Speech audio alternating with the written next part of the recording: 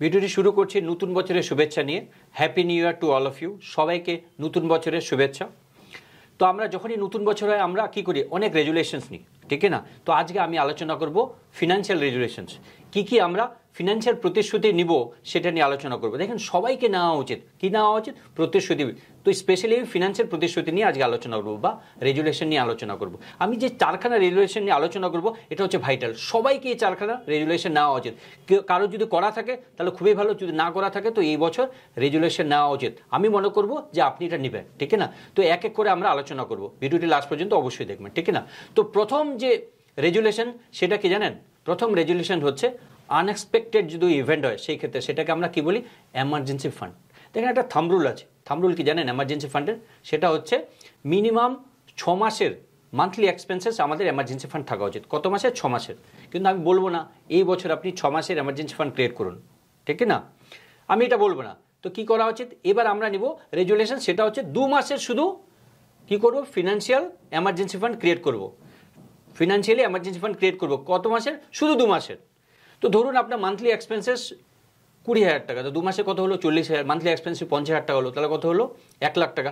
মানে যা monthly expenses তার দুগুনা। তো ধরুন আপনার আজকে মান্থলি এক্সপেন্সেস 20,000 টাকা, তাহলে কত হলো? 40,000 টাকা। এই বছর আপনি কি করবেন? এমার্জেন্সি ফান্ড ক্রিয়েট করবেন। তো যদি 40,000 টাকা এমার্জেন্সি ফান্ড ক্রিয়েট করতে হয়, যদি মান্থলি বেসিসে দেন, 12 মাস আছে আপনার হাতে, 3,333 টাকা যদি মাসে মাসে জমা করেন না, আপনি পুরো বছরে 40,000 টাকা এমার্জেন্সি ফান্ড ক্রিয়েট করতে পারবেন। একটা কথা মনে রাখবেন, কোনো কিছু হোক চা না হোক, আগে আপনাকে কি করতে হবে? এমার্জেন্সি ফান্ড ক্রিয়েট করতে হবে। এটা হচ্ছে ভাইটাল পয়েন্ট। আর যদি আপনি অলরেডি এমার্জেন্সি ফান্ড ক্রিয়েট করা থাকেন, যদি আপনার করা আছে অলরেডি 6 মান্থে করা আছে, তার জন্য ভাই থামস আপ। কারণটা হচ্ছে আপনি একটা ভালো কাজ করেছেন। যদি না করা থাকে তাহলে এই বছর রেজুলেশন নেবেন যে আপনি এমার্জেন্সি ফান্ড ক্রিয়েট করবেন মিনিমাম 2 মাসের খরচা। মিনিমাম 2 মাসের খরচা। এটা হচ্ছে প্রথম রেজুলেশন, ঠিক না? এবার হচ্ছে দ্বিতীয় রেজুলেশন কি? দ্বিতীয় রেজুলেশন হচ্ছে হেলথ ইন্স্যুরেন্স। আমরা এটাকে বলি ওয়েলথ প্রোটেক্টর বা সেফটি নেট বলি। Wealth protector, safety net. ধরুন আপনি যদি চান আপনার ওয়েলথকে সুরক্ষিত রাখতে বা ঠিকঠাক রাখতে, আপনি যদি চান যে আপনার ওয়েলথকে সুরক্ষিত রাখতে, প্লাস আপনি যদি চান যে আপনার ওয়েলথ যেন ডিউ টু মেডিকেল এমার্জেন্সিতে আপনার ওয়েলথ না চলে যায়, ব্যাংক এফডি না ভাঙতে হয়, মিউচুয়াল ফান্ড থেকে টাকা না বের করতে হয়, তার জন্য কি করতে হবে? হেলথ ইন্স্যুরেন্স পলিসি পারচেস করতে হবে। আমি প্রত্যেক বছরের রেজুলেশনে বলি যে আপনি কি করা উচিত? হেলথ ইন্স্যুরেন্স পলিসি পারচেস করা উচিত। তো আপনি যদি হেলথ ইন্স্যুরেন্স পলিসি পারচেস না করে থাকেন তাহলে এই বছর রেজুলেশন নেবেন যে আপনি হেলথ ইন্স্যুরেন্স পলিসি পারচেস করবেন, ঠিক না? এটা হচ্ছে সেকেন্ড রেজুলেশন। আমি আবার বলছি, আপনি কোনো কিছু হোক চা না হোক, আপনার emergency fund plus health insurance, এটা হচ্ছে ভাইটাল ফিনান্সিয়াল প্ল্যানিংয়ের ভাইটাল স্টেপ। তো এটা রেজুলেশন নেওয়া উচিত। আপনি যদি নিয়ে থাকেন হেলথ ইন্স্যুরেন্স তাহলে খুবই ভালো কাজ করেছেন। যদি না নেওয়া থাকে তো এই বছর রেজুলেশন নেবেন যে আপনি এবছর যে কোনো প্রকারই হোক বা যে কোনোভাবেই হোক আপনি এই হেলথ ইন্স্যুরেন্স পলিসি পারচেস করবেন, ঠিক না? এটা হচ্ছে সেকেন্ড নাম্বার। এবার থার্ড নাম্বার কি রেজুলেশন? থার্ড নাম্বার রেজুলেশন হচ্ছে সব ইনভেস্টরের ক্ষেত্রে এই রেজুলেশনটা নেওয়া উচিত। এখানে আমি বলছি না যে এই রেজুলেশনে কোনো ফিনান্সিয়াল ট্রানজ্যাকশন হচ্ছে না। এই রেজুলেশন হচ্ছে একটা ডিসিশন। ডিসিশনটা কি জানেন? ডিসিশনটা হচ্ছে যখনই আপনি কোনো ইনভেস্টমেন্ট করবেন, আপনার অ্যাকাউন্টে টাকা আছে, আপনি ইনভেস্টমেন্ট করবেন। নর্মালি আমরা কী করি?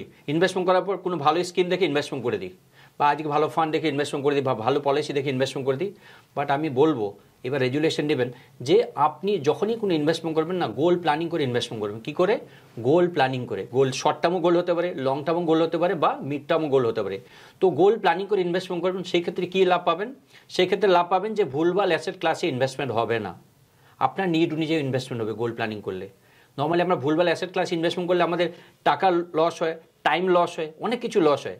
তো প্রপার ওয়েতে যদি গোল প্ল্যানিং করে ইনভেস্টমেন্ট করেন না, তাহলে আপনি কি করবেন জানেন? প্রপার ওয়েতে অ্যাকুরেট অ্যাসেট ক্লাস ইনভেস্টমেন্ট করতে পারবেন। আর আপনি যদি গোল প্ল্যানিং করে ইনভেস্টমেন্ট না করেন সেই ক্ষেত্রে আপনার ভুলভাল অ্যাসেট ক্লাসে ইনভেস্টমেন্ট হবে। তো এই বছর কি রেজুলেশন নেবেন? যখনই একটা টাকা ইনভেস্টমেন্ট করবেন উইদাউট গোল প্ল্যানিংয়ে ইনভেস্টমেন্ট করবেন না। এটা হচ্ছে রেজুলেশনস, ঠিক না? এটা হচ্ছে থার্ড নাম্বার রেজুলেশনস। এবার হচ্ছে ফোর্থ নাম্বার রেজুলেশন, আমার পছন্দ প্লাস সব ইনভেস্টরের ক্ষেত্রে প্রযোজ্য। সেটা আমি সবসময় একটা কথা বলি। কথাটা কি জানেন?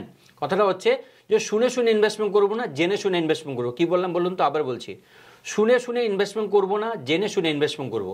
তো এই বছর রেজুলেশন নেবেন যে আমি কারো কাছে শুনে শুনে ইনভেস্টমেন্ট করবো না। আগে ওই প্রোডাক্ট সম্বন্ধে বা অ্যাসেট ক্লাস সম্বন্ধে আগে জানবো, বুঝবো, আমার মনে হয় যদি আমার রিস্ক ক্যাপাসিটির মধ্যে পড়ে আমার নিড অনুযায়ী হয় তবেই আমি ইনভেস্টমেন্ট করবো, আদারওয়াইজ ইনভেস্টমেন্ট করবো না। আমি এতদিন ধরে কি ইনভেস্টমেন্ট করি, কারো কাছে শুনলাম এই ফান্ড ভালো, লার্জ ক্যাপ ভালো, মিড ক্যাপ ভালো, স্মল ক্যাপ ভালো। আমার নিড অনুযায়ী স্মল ক্যাপ ভালো কিনা সেটা আমাকে দেখতে হবে যে আমার নিড অনুযায়ী ভালো কিনা, ঠিক না? তো আমাকে কি করতে হবে, শুনে শুনে ইনভেস্টমেন্ট করতে হবে না, আমাকে কি করতে হবে, জেনে শুনে ইনভেস্টমেন্ট করতে হবে। তো এই বছর আপনি রেজুলেশন নেবেন, যখনই আপনি প্রোডাক্টে ইনভেস্টমেন্ট করবেন, যে প্রোডাক্টে ইনভেস্টমেন্ট করুন না কেন আগে জানবেন, বুঝবেন, তারপর ওই অ্যাসেট ক্লাস ইনভেস্টমেন্ট করবেন, আদারওয়াইজ ওই অ্যাসেট ক্লাসে ইনভেস্টমেন্ট করবেন না। তার মানে কি হলো, আমরা শুনে শুনে ইনভেস্টমেন্ট করব না, আমরা কি করব, জেনে শুনে ইনভেস্টমেন্ট করব। তা আমরা কি কি চারখানা পয়েন্ট জানলাম। প্রথম পয়েন্ট হচ্ছে যে প্রথম রেজুলেশন হচ্ছে যে আমি মিনিমাম 2 মাসের এমার্জেন্সি ফান্ড ক্রিয়েট করবো এই বছরে 2024-এ। তারপর হচ্ছে হেলথ ইন্স্যুরেন্স পলিসি পারচেস করবো যদি না করা থাকে।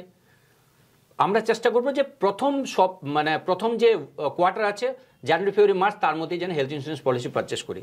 আর আপনার আগে যদি করা থাকে তো খুবই ভালো। অ্যান্ড থার্ড নাম্বার কি জানলাম, আমরা long term investing with goal planning করে ইনভেস্টমেন্ট করবো। কি করে করবো, গোল প্ল্যানিং করে, উইদাউট গোল প্ল্যানিং আমি ইনভেস্টমেন্ট করবো না। 3 নম্বর পয়েন্ট। 4 নম্বর পয়েন্ট হচ্ছে আমরা শুনে শুনে ইনভেস্টমেন্ট করবো না, আমরা কি করবো, জেনে শুনে ইনভেস্টমেন্ট করবো, ঠিক না? এই চারখানা রেজুলেশনস অবশ্যই নেবেন এই ফিনান্সিয়াল ইয়ারে স্পেশালি, বা এই ক্যালেন্ডার ইয়ারে। কারণটা হচ্ছে এই চারখানা রেজুলেশনস আপনার খুবই দরকার। আপনি 4টা পয়েন্টের মধ্যে কোনো পয়েন্ট যদি করা থাকে তাহলে খুবই ভালো। ধরুন এমার্জেন্সি ফান্ড করা থাকে, এমার্জেন্সি ফান্ড করা আছে তাহলে খুবই ভালো, বা হেলথ ইন্স্যুরেন্স নেওয়া আছে খুবই ভালো। বাকি যে দুটা বললাম যে গোল প্ল্যানিং করে ইনভেস্টমেন্ট প্লাস হচ্ছে শুনে শুনে না জেনে শুনে ইনভেস্টমেন্ট, এই দুটা জিনিস অবশ্যই ফলো করবেন এই ফিনান্সিয়াল ইয়ারে বা এই ক্যালেন্ডার ইয়ারে। তো আমার মনে হয় ভিডিওটি ভালো লেগেছে। আবার বলছি, হ্যাপি নিউ ইয়ার। এই নতুন বছর আপনার ওয়েলদি যাক, ভালো যাক, সুস্থ থাকুন আপনারা, অ্যান্ড ভালোভাবে এই নতুন বছর কাটান। অ্যান্ড ফিনান্সিয়ালি আপনি যেন একটা নেটওয়ার্থে আপনি এডিশনাল অ্যাসেট অ্যাড করতে পারবেন সেটা প্ল্যানিং করুন। এই বছর টোটাল যে অ্যাসেট আছে কিনা সেই অ্যাসেটের নেটওয়ার্থের কিছু এডিশনাল অ্যাড করতে পারেন আপনার অ্যাসেটে, সেটা আপনি রেজুলেশন নেন, সেটা আপনি দেখেন। আর এটাই আমি আপনাদের কামনা করব। ভালো থাকুন, সুস্থ থাকুন, and again I wish you happy new year. Thank you for watching this video. Thank you.